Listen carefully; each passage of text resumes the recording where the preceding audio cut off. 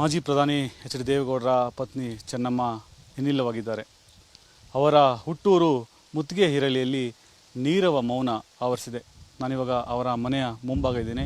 ಇದು ಹಾಸನ ತಾಲೂಕು ಶಾಂತಿಗ್ರಾಮ ಹೋಬಳಿ ಮುತ್ತಿಗೆ ಹಿರಳಿ ಗ್ರಾಮದ ಅವರ ನಿವಾಸ. ಏನು ಚೆನ್ನಮ್ಮ ಅವರ ನಿವಾಸ. ಚೆನ್ನಮ್ಮ ಇದೇ ಮನೆಯಲ್ಲಿ ಹುಟ್ಟಿ ಬೆಳೆದು ಶಿಕ್ಷಣವನ್ನು ಕೂಡ ಇದೇ ಮನೆಯಲ್ಲಿ ಪಡ್ಕೊಂಡಂಥದ್ದು.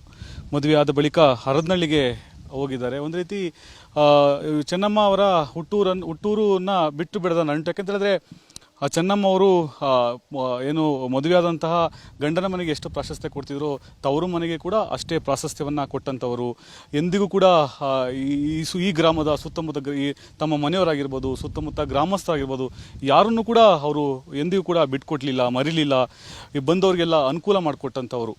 ಇದೀಗ ಅವರು ಇನ್ನಿಲ್ಲವಾಗಿದ್ದಾರೆ ಎಂಬ ಸುದ್ದಿ ಇಡೀ ಕೇವಲ ಅವರ ಮನೆ ಮಾತ್ರ ಅಲ್ಲ, ಇಡೀ ಗ್ರಾಮಸ್ಥರಿಗೆ ಒಂದು ರೀತಿ ಆತಂಕಕ್ಕೆ ಒಳಗಿರುವಂಥದ್ದು, ಶಾಕ್ ಎದುರಾಗಿರುವಂಥದ್ದು ನೋಡ್ತಾ ಇರ್ಬೋದು. ಮತ್ತೊಂದು ಕಡೆ ಇದು ಅವರ ಇಡೀ ಗ್ರಾಮ ಒಂದು ರೀತಿ ಗ್ರಾಮದಲ್ಲಿ ನೀರವ ಮೌನ ಆವರಿಸಿದೆ.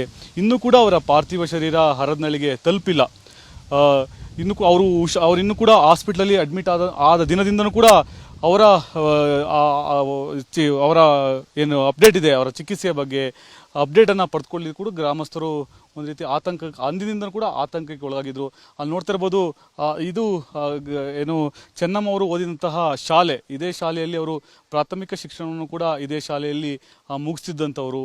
ಒಟ್ಟಿನಲ್ಲಿ ಇಡೀ ಗ್ರಾಮ ಒಂದು ರೀತಿ ಆತಂಕಕ್ಕೆ ಒಳಗಾಗಿದೆ, ಒಂದು ರೀತಿ ಮೌನವಾಗಿದೆ. ಇಡೀ ಗ್ರಾಮದಲ್ಲಿ ಸೂತಕದ ವಾತಾವರಣ ಆವರಿಸಿದೆ. ಗ್ರಾಮಸ್ಥರು ನಿಜಕ್ಕೂ ಕೂಡ ಒಂದು ರೀತಿ ಶಾಕ್ ಎದುರಾಗಿರೋದು. ಅಂದರೆ ಸಾಕಷ್ಟು ಈ ಸುತ್ತಮುತ್ತ ಇಡೀ ಗ್ರಾಮಸ್ಥರಲ್ಲ, ಇಡೀ ಸುತ್ತಮುತ್ತ ಗ್ರಾಮದ ಜನರಿಗೆ ಅನುಕೂಲ ಮಾಡಿಕೊಟ್ಟಂಥವರು ಚೆನ್ನಮ್ಮ. ಇದೀಗ ಚೆನ್ನಮ್ಮ ಅವರು ಇಲ್ಲ ಎಂಬ ಮಾತನ್ನು ಕೇಳಿ ಇಡೀ ಗ್ರಾಮಸ್ಥರೇ ಆತಂಕಕ್ಕೆ ಒಳಗಾಗಿದ್ದಾರೆ. ಕ್ಯಾಮರಾಮನ್ ನಾಗೇಶ್ ಜೊತೆ ಪ್ರತಾಪ್ ಹಿರಿಸಾವೆ, PNS ವಿಸ್ತಾರ ನ್ಯೂಸ್, ಹರದನಹಳ್ಳಿ.